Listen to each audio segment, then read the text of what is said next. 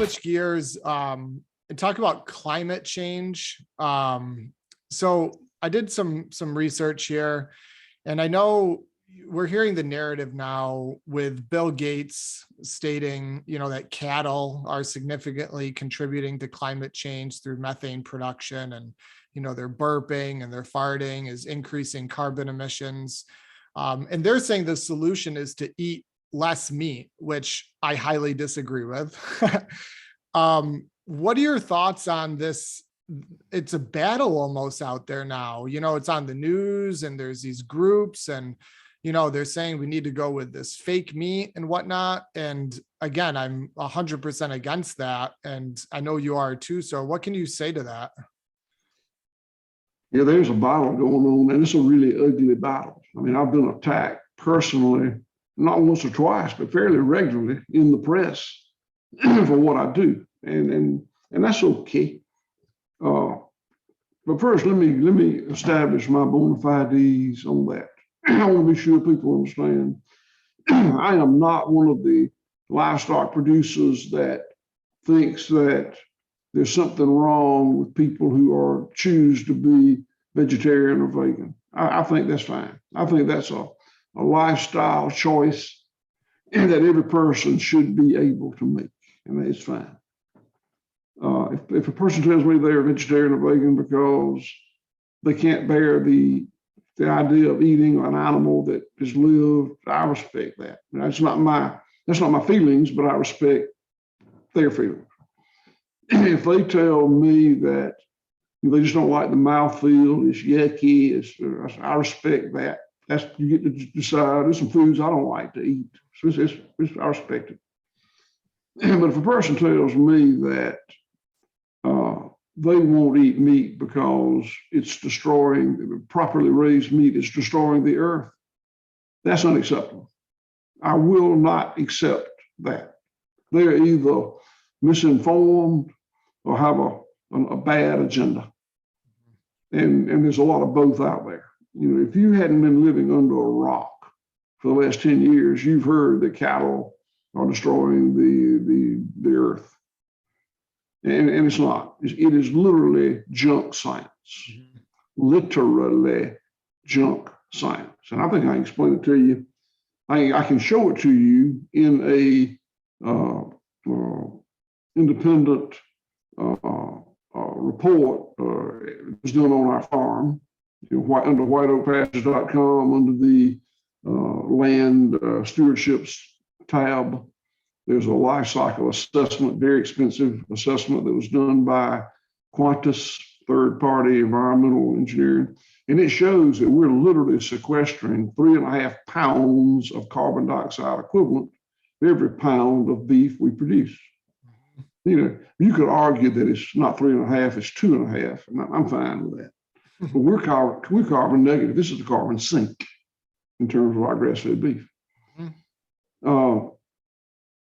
I think that a lot of the vehemence behind this cattle destroying the earth comes from what I call the militant vegans. And vegans, vegetarians, want to choose what they want to eat and not eat. Militant vegans and vegetarians want to choose what everybody's going to eat, and which is not okay. That is absolutely not okay. As far as Mr. Gates is concerned, they have taken, and I give them credit, it was very, very smart. The industrial model of beef production is a carbon emitter. They are a very significant carbon emitter. But the way we do it, it is not. Again, look at my study that was done. And if you think about it, I just want to talk, just think about it rationally for a minute. Because of the flatulence and burping, which they do, cows do that. And when they do, it does emit greenhouse gases. Yes, it does. But when my cows, who eat nothing but grass and forage, burp and fart, where did that carbon come from? It came from up there through the magic of photosynthesis. A plant breathed it in and turned it into cellulose and sugar, glucose, put it back into the ground and form roots on top of the ground as the forage. Now, what went in the ground, if it's managed right, will stay in the ground, as roots, for a long time. What came back up as plant, the animal eats. Now, some percentage of that carbon that used to be all was up there, every damn bit of it was up there. Mm-hmm. And some of it that is on top of the ground as forage, when they eat it, is back up in flatulence and burping. But the rest of it is in the form of that meat that we eat. And the carbon, the organic matter in my soil, scientific study, organic matter in my soil has gone from 0.5% to 5%. Oh, wow. Over a 20-year period. That is millions of pounds of carbon on this 3,200 acre farm. And every ounce of it used to be up there. And now it's down there. So it, to say differently, it's just junk science. I'll explain it one time, but I'm not going to argue about it too long. Mm-hmm. That excites me. What you are doing in other farms practicing that is an actual positive impact on the planet, not negative. So it's exactly the opposite narrative of what they're trying to tell people. I was reading on your website that you've sequestered 919 tons of CO2 in the soil with the helps of plants and compost through 2017. And obviously it's much more than that now, 5 years later. So your farm is benefiting in making this environment healthier, as opposed to what the narrative in mainstream media is attacking you and say other people for, as far as hurting the planet. And so I want our listeners to understand that the conventional model and the model that is hurting the planet and soil and the animals and the health of humans is potentially contributing to that issue. But there is a huge difference in regenerative farming, and that I want that to sink in with people. I think that we could see a huge shift if we had more regenerative farms. We would see, the difference in carbon emissions and whatnot. But this is why we're having conversations like this, to keep, spreading this message. This is so important to me. So we have a nonprofit, a 501c3 called Center for Agricultural Resilience. And we have week-long sessions here every other month. We hope to go to every month eventually to teach people, not just farmers, but chefs, farmers, land managers, environmental attorneys, whoever, the land planners, how to look at food production differently with regard to resilience in the land. And this time we had a guy named Seth Isaacson as the keynote speaker. We have a different keynote speaker every time. And he has an outfit called Soils for Climate. And he presented information to us that was just, according to Seth, and I think he knows more about it than anybody else I know, not only can regenerative land management help the climate change situation, it can fix it. Mm-hmm. It can fix it. I've never seen numbers of the magnitude that he showed, the restorative effect, but it's incredible. Mm-hmm. Mm-hmm. Yeah, that's is there a reference anywhere for that? Did he have material or anything that I could dive into, or our listeners? He did, and I don't have it but if you look at his website, Soil for number 4 Climate. Okay. I think it's probably there. If it's not, email me and I'll hook you to it. Okay. He's got an open source document that he shared with me. Say it's an article that he put together that's it's called Hope Below Our Feet. Mm-hmm. And if you'll shoot me an email, I'll introduce you to him. But Dad's right. He cites lots of Teague and Sampson and lots of people who put a lot of work in climate change and solutions over the last 30 years. Awesome. Awesome. Yeah, I'll do that, Jenny. Thank you. So Will, I was one of many things I was impressed with visiting your farm in Bluffton, Georgia was it reminded me, the town reminded me a lot of where I am from in upstate New York here. I live in a very small town, a town of about 500 people. And I'm surrounded by a lot of towns that were formerly booming and doing quite well with small farms and small businesses. And I read on your website, you had wrote that the last 2 generations, Bluffton has been sinking into oblivion because they became irrelevant with centralized farming. And that really struck home with me because I'm seeing it all around here. And it's heartbreaking. And so what you've done to Bluffton as far as the number of people that you employ and just now the energy that is on your acreage there, that if that could be duplicated across the US in these small towns, I think we could, reinvent the image of these towns. Can you speak to like the positive impact that White Oak Pastures has had in Bluffton? I'd be delighted to. It's one of my favorite subjects. The things that we think we're good at, the things that we talk about here and brag on a little bit is our regenerative land management, our animal welfare, and our re-enrichment of this little rural community. Mm-hmm. 3 things and only 3 things. There's some other things I would like to claim. I think our beef is more nutrient dense, not just beef, our products are more nutrient dense and healthier. And I think we just talked about it's better for the environment. And I think a number of things I think. But the 3 things we really feel comfortable bragging about, I'll use that word, is the land, the animals, and the community. Mm-hmm. And what's interesting to me about that is the changes I made over the last 25 years to the way I manage the land and the animals was very, very intentional. I had land and animals. That's what I did for a living. It was financially rewarding. We were doing fine. I liked it less and less for reasons the excesses of the system. So I started very intentionally managing them different. The short story is I just quit doing stuff I didn't like anymore. That's the short story. And studying what I ought to be doing instead and implementing that. And some of it worked, some of it didn't. What didn't work, I re-implemented.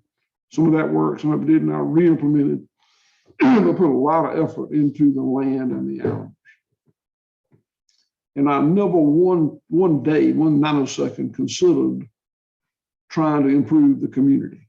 In the first place, I'm 67 and it'd been in decline all my life. No reason to think I could change that. I thought that was just the way it worked. Well, that's the hand that's dealt us.